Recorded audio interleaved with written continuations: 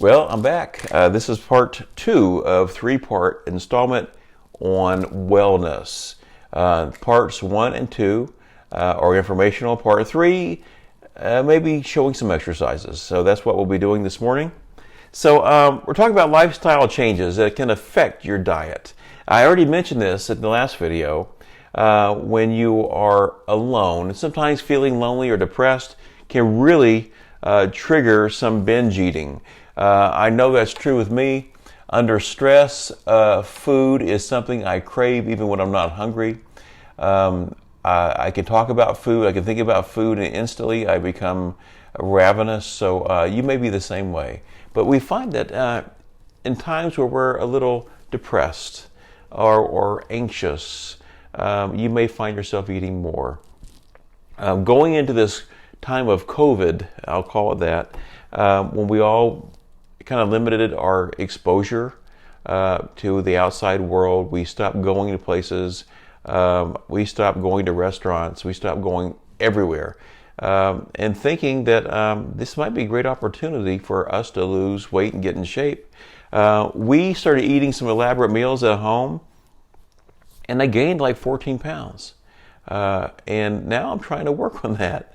And my wife noticed the same thing, and she stopped that process early on and started walking more and being more concerned about her meal portions. But I think part of that is that weight gain is due to anxiety. Trying to live our normally balanced lives in an unbalanced world where we are anxious without even realizing it. But it does show up in the ways that we eat.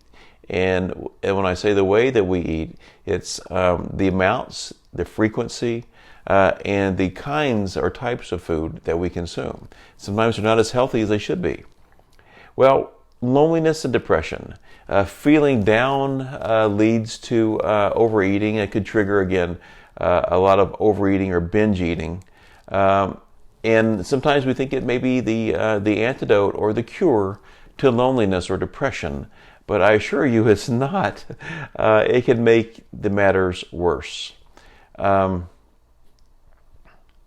Let's see here.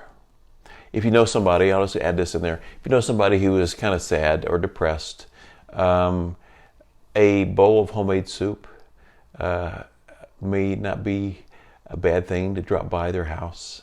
Invite them over for a meal, get them out of the house. I'm worried about you. Come on over. We can share something together and maybe talk them off the ledge, so to speak, and get them back where they need to be.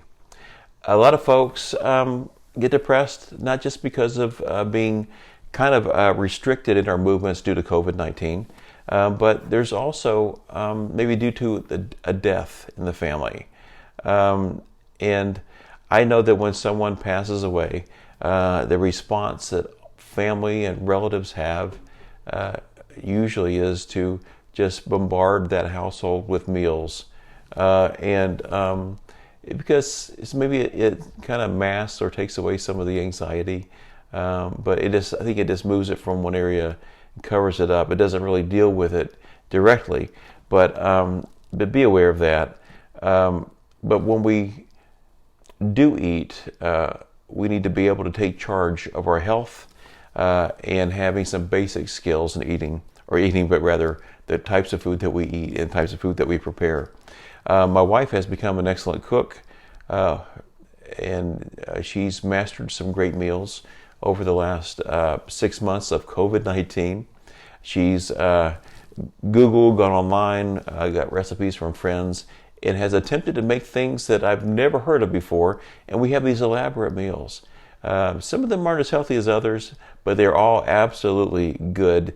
It's just that I need to learn how to control the amounts that I eat. But those are important things to consider when we eat during this COVID-19 experience that we're all going through. Another thing is living on a limited budget. If you have a very fixed budget and you don't have a lot of money, and sometimes I know that eating healthy is more expensive sometimes. But trying to find healthy alternatives when you have a fixed income is very difficult. Sometimes Depending on the season, different fruits and vegetables are very expensive, and sometimes meat is as well. But looking for good shopping deals, things that are on sale, get a one of those cards that the grocery store gives you that gives you like the discount on 2-for-1 deals. But those are also important, especially maybe if you shop for someone else. You can share your extra one on the buy one get one if that's where you shop, a place like that, or just get the reduced prices and buy something that's very healthy as well at your local market. Let's see here. It doesn't happen to a lot of our members that I see, but there